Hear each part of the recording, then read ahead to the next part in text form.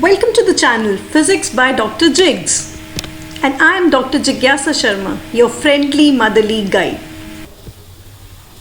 इस वीडियो में आज हम देखेंगे CBSE क्लास 12 फिजिक्स के बच्चों के लिए एक सिलेबस ओवरव्यू। जो भी 2021 में अपना बोर्ड एग्जाम देंगे उनके सिलेबस से रिलेटेड एक डिस्कशन, और साथ ही बनाएंगे एक प्यारा सा रिवीजन शेड्यूल। हमारे चैनल की पंचलाइन है conceptual approach to problem solving. Problem solving से आप क्या समझते हो? क्या प्रॉब्लम सॉल्विंग का मतलब है कि अभी तक हमने जितनी इक्वेशंस या फॉर्मूलाज पढ़े हैं उन सबको यूज करके जो भी क्वेश्चन है उससे रिलेट करके एक सही आंसर लाना? नहीं बच्चों, हमारी अप्रोच ये रहेगी कि जो भी हमारी कंसेप्चुअल अंडरस्टैंडिंग है किसी भी एक टॉपिक को, उस कॉन्सेप्ट को यूज करके किसी भी प्रॉब्लम को हम किस तरीके से सॉल्व कर सकते हैं। मतलब जो भी कॉन्सेप्ट है उसे बहुत अच्छे से समझना और फिर उसको अप्लाई करना उससे रिलेटेड हर प्रॉब्लम में, ताकि हम सही से उसका सोल्यूशन ला पाए। तो conceptual approach to problem solving से हम कहते हैं कि it means that instead of treating problem solving as an exercise in manipulating equations with the goal of obtaining the correct answer, this approach will enable you to handle the problems based on your conceptual understanding of each topic.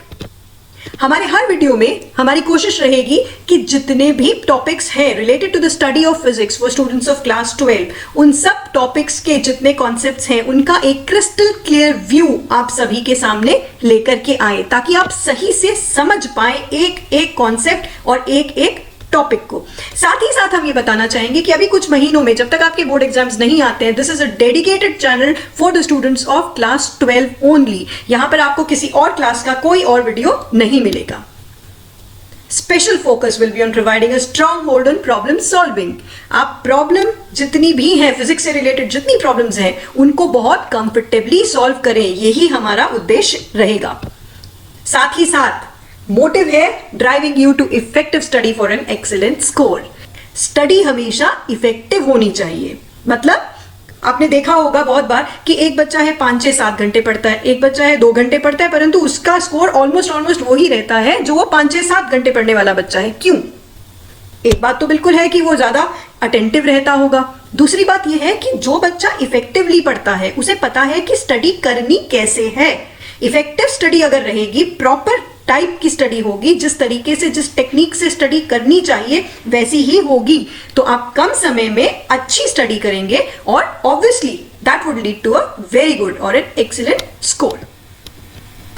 And when you feel I am good in physics, जिस दिन physics पढ़ते पढ़ते आप ये कहेंगे wow मैं तो physics में अच्छा हूं या अच्छी हूं, I am very comfortable in physics, I am very good in physics, I feel good while studying physics, I love physics, I am able to solve all the problems of physics, that day our target would be achieved. This is my first video, so please wish me luck. अब नजर डालते हैं class 12 physics के syllabus पर। 70 number का जो ये theory का सिलेबस है, इसको 9 यूनिट्स में डिवाइड किया गया है। 1 और 2 मिला के 16 नंबर, 3 और 4 मिला के 17, 5 और 6 यूनिट्स मिला के 18, 7 और 8 12, और एक छोटी सी यूनिट है इलेक्ट्रॉनिक डिवाइसेस की 7 नंबर की। तो बेसिकली 70 नंबर का पेपर 9 यूनिट्स में डिवाइडेड है, या फिर इन 5 कैटेगरीज में भी डिवाइडेड है। बुक्स के तौर पर अगर हम देखें तो पूरे सिलेबस को एक मोटी सी किताब में नहीं दिया गया है। बहुत मोटी हो जाती, लट्ठा सी भारी हो जाती, पढ़ने में कंफर्टेबल नहीं रहती, तो उन्होंने 2 किताबों में कर दिया जिनको आप कंफर्टेबली पढ़ पाए। इसमें से हम ये जो यूनिट 5 है इलेक्ट्रोमैग्नेटिक वेव्स, जो बेसिकली आपको किताब 1 में दी गई है, इसको हम उधर लेकर के जाते हैं, वहीं पर क्लब होती है। बुक 1 को अगर हम इस तरह से देखें तो 4 यूनिट्स हैं, 1 और 2 16 की, 3 और 4 17 की, और कुल मिलाकर के 70 में से 33 नंबर रहते हैं इन 4 यूनिट्स के। तो ऑलमोस्ट आधा वेटेज है। इसी तरह से बुक 2 EM वेव्स को मिलाते हुए अगर हम देखते हैं तो यहाँ 3 कैटेगरीज में डिवाइडेड है, और टोटल यहाँ पर बनता है 37 आउट ऑफ 70। तो रफली दोनों ही बुक्स में आपको आधा आधा वेटेज का सिलेबस दिया गया है। Book 1 4 units 33 marks and book 2 5 units 37 marks. अब खुशी की बात यह है कि जो बच्चे 2021 में बोर्ड्स के लिए अपेयर होंगे उनके काफी सारे टॉपिक्स डिलीट कर दिए गए हैं। लगभग हर चैप्टर में से कुछ ना कुछ पोर्शन डिलीट कर दिया गया है। और यही एक बहुत खुशी की बात भी है उन बच्चों के लिए। ऑब्वियसली जितना डिलीशन हुआ है उतना ही कम पढ़ना पड़ेगा आपको। कहा तो जा रहा है कि 30% के अराउंड डिलीट कर दिया गया है या हटा दिया गया आपके सिलेबस में से। 30% तो हम यहाँ नहीं कहेंगे, परंतु हाँ काफी कुछ है, टॉपिक्स वाइज देखें तो काफी कुछ है जो हटाया है। कंसेप्चुअली कुछ भी नहीं हटाया है, ज्यादातर वो है जो या तो आप पढ़ चुके हैं 10th में, जैसे रिफ्लेक्शन ऑफ लाइट वगैरह है, या फिर आप कॉलेज में पढ़ेंगे। अब ये डिस्प्लेसमेंट करंट है, कॉलेज में 3 पेपर्स में हम पढ़ते हैं। जेनर डायोड पढ़ते हैं आगे चल के। पहले तो कार्बन रेजिस्टर्स, ये कलर कोडिंग वगैरह बड़ी क्लासेस में कॉलेज में ही पढ़ाया जाता था, तो ये भी निकाल दिया गया है। तो ये ज्यादातर एप्लीकेशन ओरिएंटेड है, या फिर आप आगे पढ़ ही लेंगे या आपने 10th में कर लिया है, उस तरह के कुछ आपके जो बहुत ज्यादा इंपॉर्टेंट चीजें नहीं है यहाँ पर कंसेप्चुअली, उनको हटा दिया गया है। और हटा करके अगर ऐसे देखें फैले हुए हर चैप्टर वाइज अगर हम देखें तो काफी कुछ हटा है। अब हम देखते हैं कि फिजिक्स तक पहुंचना कैसे है। अगर हम फिजिक्स पढ़ना चाहते हैं, अभी हम बात कर रहे थे इफेक्टिव स्टडी की, तो इफेक्टिव स्टडी करनी कैसे है। देखो बच्चों, अगर फिजिक्स पढ़ना है then you have to put in effort. There are no shortcuts, there are no easy answers. कोई टिप्स ट्रिक्स लगा करके, रट्टा मार करके, लास्ट मिनट स्टडी करके अच्छी पढ़ाई फिजिक्स की हो ही नहीं सकती। This might come as a bad news to you, but this is the reality.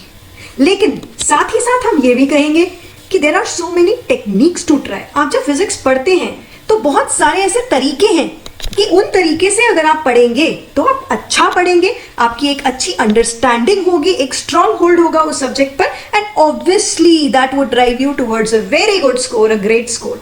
अगर अच्छे से समझ आ गया फिजिक्स तो स्कोर कभी रुकता नहीं, आप कभी भी लड़खड़ाते नहीं हैं नंबर्स में। So that should be taken as a good news कि चलो अब हम टेक्निकली इसको पकड़ेंगे, फिजिक्स सब्जेक्ट को अच्छे से समझेंगे और बहुत अच्छा स्कोर करेंगे। फिजिक्स में टिप्स और ट्रिक्स नहीं होती या नहीं होनी चाहिए। साइंस के स्टूडेंट्स को हमेशा टेक्निक्स और कॉन्सेप्ट से काम करना है। तो हम यहाँ पर कभी भी कोई शॉर्टकट ट्रिप, ये आपकी टिप है या ये ट्रिक है, इसे कर लो तो ये आंसर निकल आएगा, इस तरीके की बातें नहीं करेंगे। हम टेक्निक्स, सिंपल टेक्निक्स और कॉन्सेप्ट्स को यूज करेंगे और देखेंगे कितनी इफेक्टिवली उनको यूज करके हम हर आंसर को निकाल पाएंगे। अब ये जो क्रैश कोर्स और मैराथन जैसी चीजें सुनने में आती है, ये भी सही नहीं है बच्चों। आप लोग स्कूल के स्टूडेंट्स हैं, what you have to do and what you should be doing is regular practice. रोज पढ़ो, कोई कोई दिन छोड़ दो, कोई दिन कम पढ़ो, 2-4 दिन कोई बात नहीं, ब्रेक हो गया, लेकिन ऐसा नहीं करना है कि आपको लास्ट मिनट के लिए छोड़ करके रखना है फिजिक्स को। That won't work. Physics needs regular practice. साथ ही साथ ये जो एक कॉन्सेप्ट या एक चीज सुनने में आती है बहुत बार, important questions for so and so chapter in physics. बेटा इंपॉर्टेंट क्वेश्चन जैसा कुछ नहीं होता है। There approach should be for all types of questions. कोई भी एक टॉपिक पढ़ रहे हो तो उससे रिलेटेड ये नहीं देखना कि इंपॉर्टेंट क्या क्या क्वेश्चन है, उन्हें मैं फटाफट देख लूं या उन्हें देख लूं।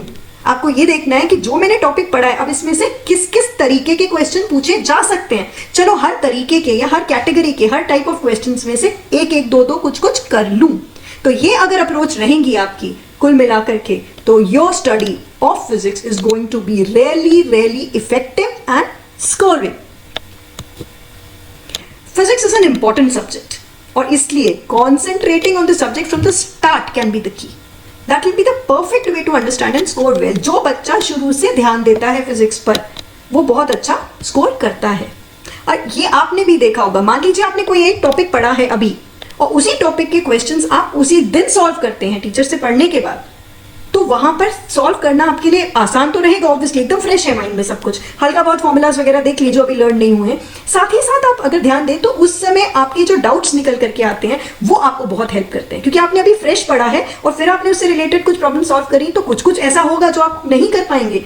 वो डाउट्स के रूप में एक तो आप बहुत कॉन्फिडेंटली टीचर से पूछ पाएंगे, क्योंकि वो भी खुश होंगी कि देखो ना अभी पढ़ाया था, अभी बच्चे ने कर भी लिया और पूछ भी लिया। बाद में डाउट्स पूछते हो तो आप इतने कंफर्टेबल नहीं होते हो टीचर से पूछने में, और वो जो डाउट्स निकल करके आते हैं उसी समय की जो फ्रेश स्टडी होती है वो आपको बहुत ज्यादा हेल्प करती है। और फिर जब कुछ बच्चे लास्ट मोमेंट पर एग्जाम से 1 दिन 2 दिन पहले जब पढ़ने लगते हैं तो क्या होता है, जब आप प्रॉब्लम सॉल्व करने लग रहे हो तो जो पहले का पढ़ा है वो कुछ हद तक याद है, कुछ हद तक रिवाइज करने हैं, लेकिन बहुत हद तक भूल भी गए। बहुत सारे कॉन्सेप्ट्स वहां मिस कर जाएंगे आप, क्योंकि एक तो जल्दबाजी है और जिस समय आपने समझा था उस समय प्रैक्टिस नहीं करी थी। तो फिजिक्स में regular practice closer to the time when you are studying that particular topic is the key. बहुत सारे लोगों का कहना है, आपको सुनने में आता होगा, अरे फिजिक्स बहुत मुश्किल है, फिजिक्स में तो इतने बच्चे फेल होते हैं, इतनों की बैक आएगी, इतने बच्चे स्कोर नहीं कर पाते हैं, क्लास 12 में 576 फॉर्मूला है, तुम्हें कितने आते हैं। तो ये सब नेगेटिविटी नहीं सुननी है, नहीं माननी है, नहीं अपनानी है। कोई नेगेटिविटी की जरूरत नहीं है, सिर्फ और सिर्फ पॉजिटिविटी के साथ, स्माइल ऑन योर फेस आप फिजिक्स पढ़िए। Physics is a wonderful subject, बहुत आसान है अगर इसको टेक्निकली आप हैंडल कर पाए तो। अगर आप इसको सही से समझ लेते हैं, उसके बाद आप कभी गलती करते ही नहीं है। Physics is such a wonderful subject. अब ये प्यारा सा बच्चा अगर फिजिक्स पढ़ना चाहता है तो इसे कैसे पढ़नी है, हम थोड़ा सा इसको बता देते हैं। पहली चीज बच्चों जो आपको करनी है, that is you have to believe in your NCERT book. It is a wonderfully written book by very learned people of our country, और आपको ये मानना है कि ये बुक अपने आप में पर्याप्त है। It is a self sufficient book. कोई जरूरत नहीं है वो मोटी मोटी किताबों में जा करके कोई कॉन्सेप्ट ढूंढने की, अगर आप सही रूप में एनसीईआरटी को फॉलो करते हैं and if you understand what it wants you to follow in how. बहुत सारे कॉन्सेप्ट्स आपने देखे होंगे कि वो वहां पर रेगुलर चैप्टर में नहीं है, लेकिन वो क्वेश्चन एक ऐसा पूछते हैं कि उसमें वो चाहिए, इसलिए आप उसे समझो और फिर उसको वहां पर इंप्लीमेंट करो। So it's a wonderfully written book which tries to teach you almost everything related to your syllabus. Master the basics. सिर्फ फिजिक्स ही नहीं, हर सब्जेक्ट के अंदर ये अप्लाई होता है कि जैसे अगर एक इमारत है, उसकी नींव मजबूत नहीं होगी तो ऊपर कितना भी करते रहो आप, अच्छा अच्छा बनाते रहो, किस दिन गिर गिरा जाएगा। तो उसी तरीके से जो बेसिक्स हैं, कॉन्सेप्ट्स हैं, उनमें कभी भागना नहीं, उनको कभी ऐसे ही फॉर ग्रांटेड छोड़ करके आगे बढ़ने की कोशिश नहीं करना। जो बेसिक कॉन्सेप्ट्स हैं उनको बहुत अच्छे से समझना भी है और वही बेसिक कॉन्सेप्ट से रिलेटेड प्रॉब्लम्स पहले करनी है। जब आप उसमें मास्टर हो जाएंगे तो आगे की चीजें करना बहुत ज्यादा आसान आपके लिए हो जाएगा। मैथ्स इज अ टूल है, use it judicially but don't let it square you. जो बच्चे मैथ्स के नहीं हैं, अगर बायोलॉजी ग्रुप से हैं तो उनको डरने की कोई भी जरूरत नहीं है। मैथ्स यहाँ पर कई जगह जरूरी है सिर्फ सोल्यूशन के लिए। उतना मैथ्स आप लोग सब बहुत अच्छे से जानते हो। आपको एक इंटरेस्टिंग किस्सा सुनाती हूँ इससे रिलेटेड बिल्कुल।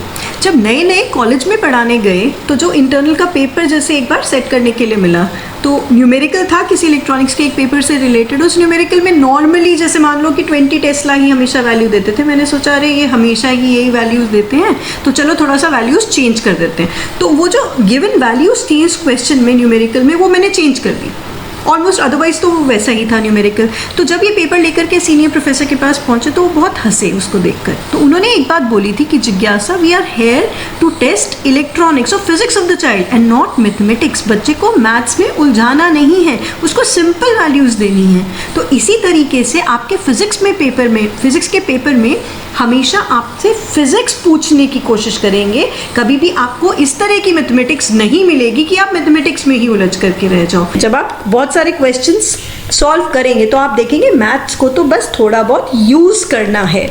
बेसिक सब्जेक्ट आपका फिजिक्स ही है। कोई फॉर्मूला रटने की जरूरत नहीं है। जब आप उससे रिलेटेड क्वेश्चंस करेंगे, 5, 7, 10 क्वेश्चन करेंगे, इतने में ही वो आपको याद हो जाएगा। कोई जरूरत नहीं है कि बैठ करके आप फॉर्मूलाज को याद कर रहे हैं, कभी शायद ही कोई करता हो, नहीं करने की जरूरत पड़ती। What matters is your regular practice. Questions practice करने हैं फिजिक्स में ज्यादा से ज्यादा। अब वो प्रैक्टिस करनी कैसे? प्रैक्टिस सब बच्चे करते हैं, पर एक टेक्निक अगर हम फॉलो करें, छोटी सी टेक्निक है, बहुत सिंपल सी, तो बहुत ज़्यादा आसान हो जाता है। पहली चीज़ है always start from a basic problem. कोई भी चैप्टर जब शुरू किया, उसके बाद कोई भी टॉपिक शुरू किया, तो उस टॉपिक से रिलेटेड पहले सबसे आसान जो सिंपल छोटी प्रॉब्लम्स दी गई हैं उनको सॉल्व करो।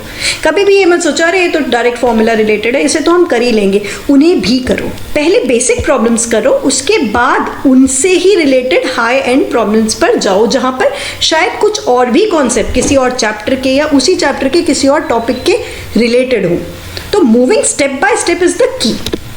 Second thing is learn to categorise the given problems topic wise.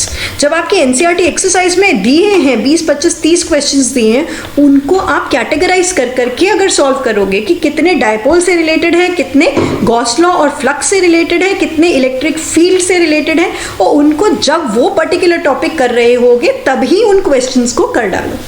Don't wait for the entire chapter to finish कि मैं पहले पूरा चैप्टर कर लूँ उसके बाद मैं एनसीईआरटी एक्सरसाइज करूंगा, नहीं।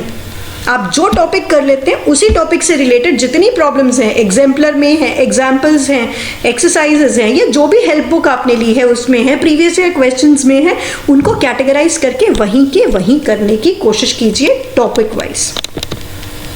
Solve each category one by one. इकट्ठे मिक्स मत करो, एक दिन एक टॉपिक जो किया है उसकी एक कैटेगरी करो, नेक्स्ट डे दूसरी करो, उसके बाद आप चाहो तो क्लब करते जाओ। अब जब प्रॉब्लम सॉल्विंग टेक्निक की बात करें, जब आपके सामने एक क्वेश्चन आया है फिजिक्स का, एक प्रॉब्लम आई है, तो उसको सॉल्व करते हुए क्या क्या ध्यान रखना है। Number one is whenever you come across a question, पहली चीज ये है कि आप डायग्राम बनाइए या फिर विजुलाइज करिए। ये चीज आप अगर ध्यान दें तो क्लास 11 में भी आपने देखा होगा कि मैकेनिक्स में जब भी कोई क्वेश्चन आप चाहे रफ हैंड से ही वहाँ डायग्राम बना लेते थे तो बहुत आसानी से कर पाते थे, और अगर कभी शॉर्टकट का सोचो कि चलो डायग्राम नहीं बनाता फिर करो, तो आप उलझ करके रह जाएंगे। तो drawing a diagram is very necessary, और एल्स विजुलाइज द प्रॉब्लम कि आखिर ये क्या कह रहा है, उसको वहाँ पर आपको विजुलाइज करना पड़ेगा, उसको देखना पड़ेगा कि किस तरीके से सब कुछ जा रहा है। राइट डाउन द गिवन, ये तो बहुत बेसिक है, इवन मैथ्स में भी आपको बताया जाता है छोटी क्लास से कि जो जो वैल्यूज दी गई हैं क्वेश्चन में उन सारी वैल्यूज को आप लिखिए कि क्या क्या गिवन है, what is the question giving me. और जब वो क्वेश्चन आपको कुछ दे रहा है तो वो फिर आपसे कुछ चाह भी रहा है सोल्यूशन के रूप में। You have to understand what is required as a solution. बहुत बार होता है कि बहुत बच्चे समझ ही नहीं पाते कि ये पूछना क्या चाह रहा है। पहली चीज तो ये है कि प्रैक्टिस करी ही नहीं है उस तरह के क्वेश्चंस की, वो भी एक प्रॉब्लम है। नहीं तो कई बच्चे हो सकता है वो क्वेश्चन करा भी था लेकिन अब ध्यान नहीं आ पा रहा, तो आपको ये ध्यान देना है कि वो आखिर में पूछना क्या चाहते हैं। Then catch the concept that can be used. जब आपके पास ये तीनों चीजें हैं, डायग्राम बना हुआ है, गिवन है, और वो क्या पूछना चाहता है आपको ये पता है, तो कभी भी दिमाग में ये ना आए कि चलो अब देखो कौन सा फॉर्मूला लगाना है। No, many a times you do not even need a formula. बहुत सारे ऐसे क्वेश्चन हैं फॉर्मूला ही नहीं चाहिए होता, जो कुछ भी गिवन है उसी से ही आप एक कॉन्सेप्ट लगाइए कि आखिर क्या करना है सोच करके, तो आप वहीं से ही सोल्यूशन निकालेंगे। तो never resort to the equations और formulas, go for the concept कि आखिर यहाँ क्या करना चाहिए कि मुझे आंसर मिल जाए। ऐसे हम नेक्स्ट आने वाले कुछ वीडियोस में आपको बहुत सारे एग्जांपल्स बताएंगे कि जहाँ पर फॉर्मूला तो चाहिए ही नहीं, सीधा कॉन्सेप्ट लगाएंगे और देखेंगे कि हमको बिल्कुल परफेक्ट सोल्यूशन मिलेगा। स्टार्टिंग में हमने कहा था कि इस वीडियो में हम सिलेबस ओवरव्यू लेंगे आपके एंटायर सिलेबस का, और साथ ही साथ रिविजन शेड्यूल भी बताएंगे। वीडियो लंबा हो जाने के कारण इसको दो पार्ट्स में हमने ब्रेक कर दिया है। पार्ट 1 में अभी तक हमने जितना किया वही है, सिलेबस ओवरव्यू लिया, फिजिक्स कैसे पढ़नी है ये देखा, लेकिन अब आपका सिलेबस कैसे पढ़ना है उसके रिविजन शेड्यूल के लिए नेक्स्ट वीडियो जरूर देखें। वो वीडियो जो इसी वीडियो का सेकंड पार्ट है about the revision schedule of your class 12 physics syllabus is available on the channel right now. If you like this video, please like, subscribe to channel and share it amongst your friends. Also, you can press the bell icon so that you get the notifications. अगर आप चाहते हैं कि नया जो भी video आए उसका नोटिफिकेशन आप तक पहुंच जाए तो बेल आइकन को प्रेस कीजिए। उद्यमेन हि सिद्ध्यन्ति कार्याणि न मनोरथै नहि सुप्तस्य सिंहस्य प्रविशन्ति मुखे मृगा। कड़ी मेहनत से ही कार्य सिद्ध होते हैं बच्चों, ना कि सोचने भर से। किसी भी सोए हुए शेर के मुंह में हिरण खुद से नहीं आ जाता। अगर आपको कोई काम करना है, if you want your work to get accomplished, you have to put in effort. Okay, तो इसलिए ऑल द वेरी बेस्ट बच्चों, खूब पढ़ो, कीप स्टडीइंग, खुश रहो।